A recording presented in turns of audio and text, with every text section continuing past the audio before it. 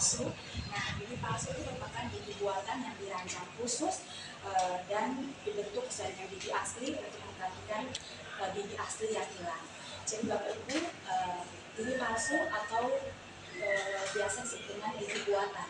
Nah, ini dirancang khusus untuk menggantikan gigi asli. Ini bisa perhatikan gambarnya di sini.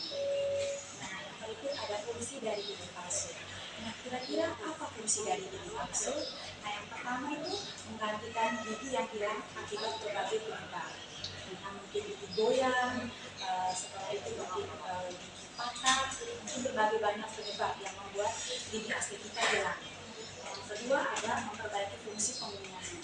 Kalau maksudnya kalau misalkan gigi kita sudah tanggal, itu pasti penguningan kita rasa tidak nyaman dan pasti kayak tidak baik bagi Bapak Ibu. Jadi sebaiknya harus dipasangkan gigi palsu untuk membantu penguningan. Kayak gigi kita sudah tanggal, otomatis kita berbicara itu mohon maaf pasti tidak jelas dan tidak terdengar jelas. Nah, untuk membantunya kita harus menggunakan gigi palsu, memasang gigi di estetika wajah atau memperbaiki penampilan wajah kita. Kalau misalkan kita kayak tanggal di depan, otomatis kita tidak menjadi untuk senyum, tidak tertawa. Nah, untuk membantu kita supaya bersenyum lagi, maka kita harus menggunakan gigi palsu. Yang berikut mencegah terjadinya patah gigi. Berikut melindungi gusi agar tidak menusuk atau gusi turun. Terakhir melindungi gigi rusak tapi masih dapat dipertahankan. Jadi bisa lihat contohnya di sini.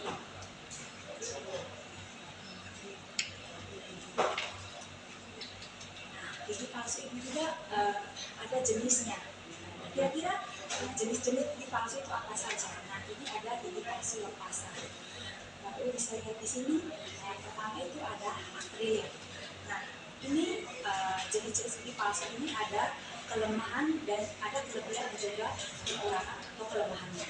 Nah, yang pertama gigi palsu akrilik itu ada kelebihan. Kelebihannya proses pembuatannya cepat dan harga terjangkau dan juga kalau misalkan rusak mudah diperbaiki. Yang berikut ada kelemahannya. Nah, itu yang pertama mudah retak, tingkat pelekatan kurang dan mudah terjadi peradangan. Jadi bisa lihat di sini.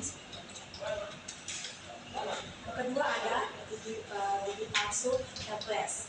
Nah, ini juga ada kelebihan dan juga kelemahan. Nah, kelebihan yang pertama itu dia bentuknya tipis, harga terjangkau, mudah dibersihkan dan diperbaiki. Berikut kelemahannya itu mudah menyerap pada makanan dan tidak bisa digunakan pada tulang yang landai. Yang berikut ada gigi palsu jenis frame. Harganya mahal, dan tidak bisa diperbaiki, tidak bisa menambahkan gigi apabila ada gigi yang hilang.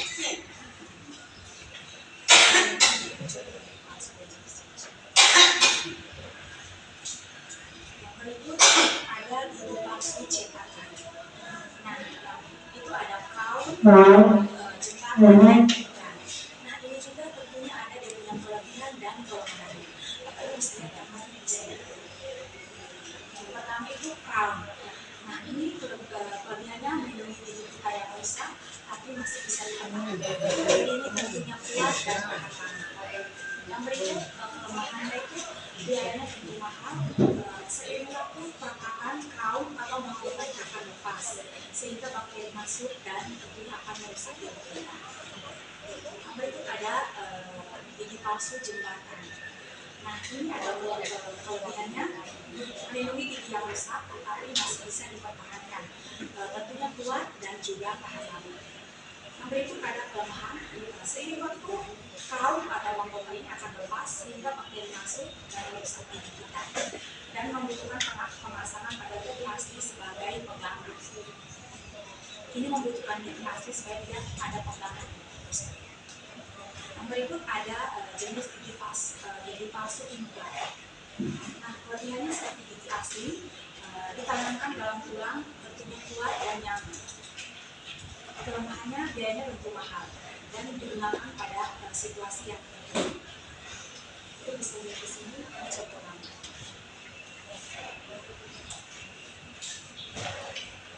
Nah, jadi gigi palsu ini juga ada cara pemeliharaannya. Nah, kira-kira bagaimana cara kita untuk memelihara gigi palsu? Nah, yang pertama itu bisa lihat di sini. Yang pertama itu untuk kita harus rutin membersihkan gigi palsu dengan deterjen polider seperti ini.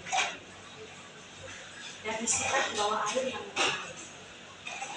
Berikut lagi, tentunya kita harus rutin menyikat gigi 2 kali sehari, pagi setelah sarapan dan malam sebelum tidur.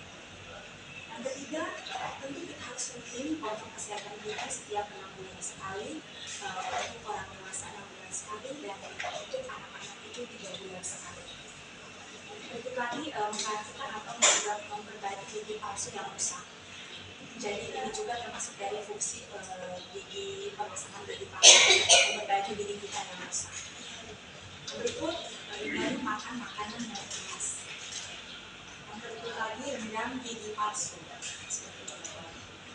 Itu yang gigi palsu yang bisa dicabut itu ya, yang lepasan. Gigi palsu itu rasanya bisa sandinya satu gitu.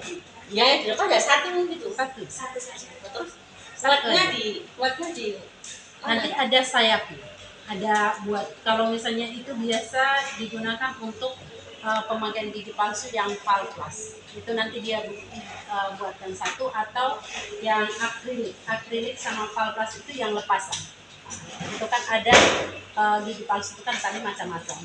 Ada yang akrilik, ada yang Valplas, ada yang jembatan.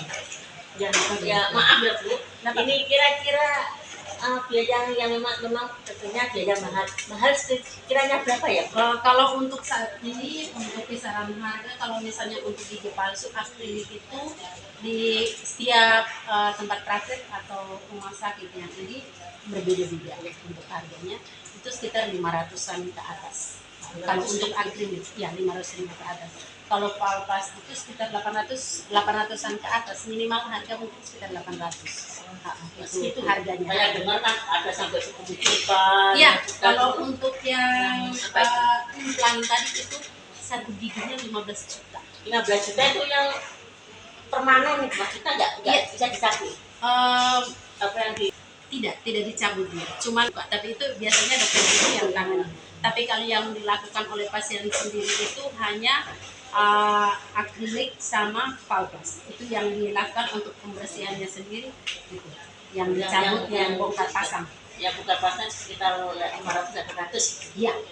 Tapi kalau misalnya yang tadi crown atau bridge yang jembatan itu pemasangannya dipasang cekap. Istilahnya dia dipasang ada tempat untuk pegangannya, yaitu gigi kiri kanannya. Misalnya kayak ibu punya yang hilang gigi satu gigi, tapi gigi kiri kanannya itu harus dikecilkan supaya jadi tempat untuk pegangan giginya, gigi itu, penyangganya itu. Tapi itu tempat penyangganya itu nanti ada lem khususnya untuk merekatkan. Kalau untuk gigi sudah selesai sudah, oke. Baik, karena ini background sudah langsung ke pertanyaan. Ini untuk ininya, kalau untuk masalah kekuatan gigi palsu itu dia kuat kok.